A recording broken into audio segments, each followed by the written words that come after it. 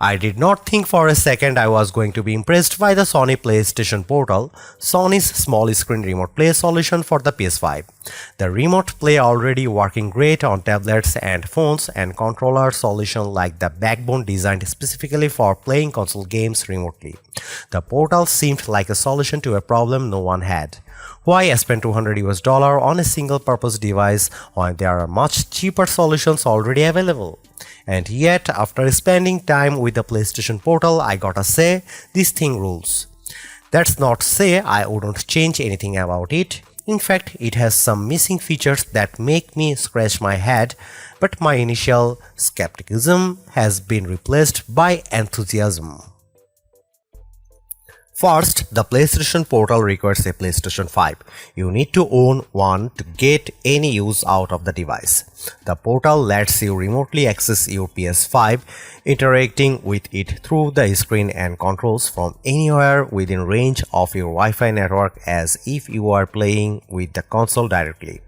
If your PS5 is off, the Portal can even turn it on with the correct setting enabled.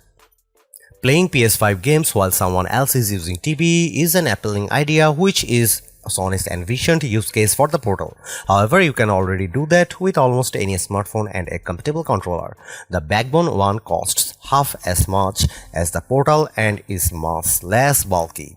Likewise, a high-end phone has a screen that's likely much sharper and more vivid than the Portal's mediocre display.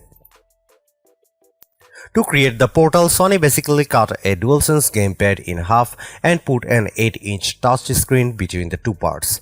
The grips and general layout are unmistakably those of the PS5 controller. It has the same white on black look, transparent face buttons and direction pad, and black analog sticks.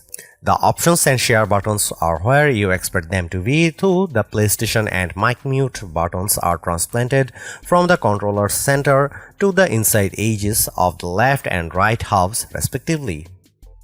The DualSense gamepad's many features are here, including motion controls, immersive haptic feedback, and triggers with adaptive resistance.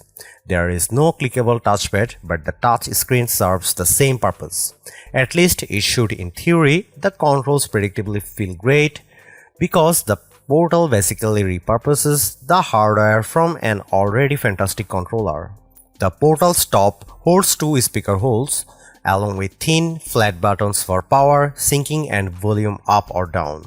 The screen's bottom edge houses a microphone hole, while the back has a 3.5mm headset jack and a USB-C port for charging. The Portal's screen is an 8-inch 1080p LCD with a 60Hz refresh rate. On paper, it isn't impressive. Compared with the OLED Switch, the Razr Edge, and many current phones, it's even less impressive. The screen works as intended, but the 1080p resolution looks fuzzier than most modern mobile devices.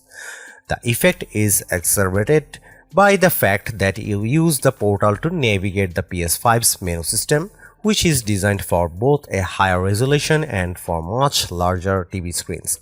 In fact, the OLED Switch looks a bit better at 720p because its interface and biggest games are made with both TV and handheld use in mind.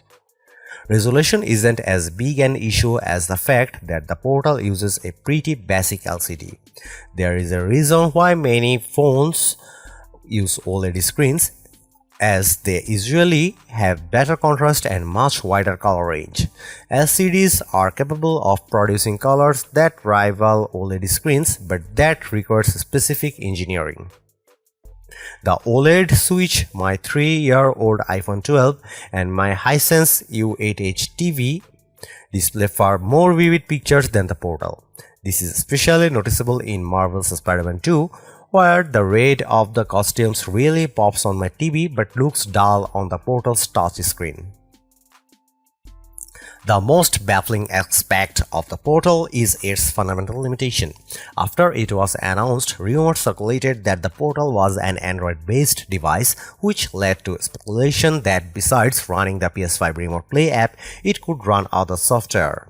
No one was expecting the Portal to be a full-fledged gaming handheld like the PlayStation Portable and PlayStation Vita, but many expected to use case beyond simply streaming games from PS5.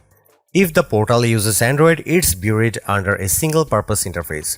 The device's simple menu system walks you through connecting it to your home network, logging into your PlayStation account, and then pairing it with your PS5. Once that's done, you are presented with just one activity on the Portal: stream from your PS5. It lacks apps. There is no PSN client for gaming streaming. The only other thing the Portal can do is remotely turn on your PS5. This is something any relatively recent Android phone or iPhone can do, and do quite well with a clip-on controller like Blackbone One. The Remote Play app is also available on Windows and Mac, and PCs can also use PSN Cloud Gaming. Besides Remote Play, the settings menu is the only other accessible area. It is obviously required in case you need to adjust network settings or update the Portal's firmware. However, the menu has one confusing aspect: airplane mode. Considering the Portal serves only as a terminal for another networked device and can't run any software on its own, it's unclear why this option exists. Seriously, I turned the airplane mode on as a test and it effectively rendered the Portal inoperable.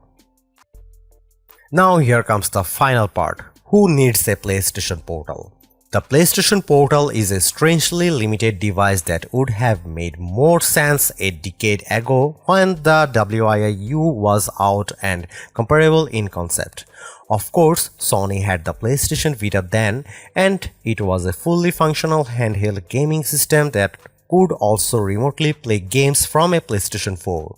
And now you can remotely play PS5 games using nearly any phone with a controller that costs half as much.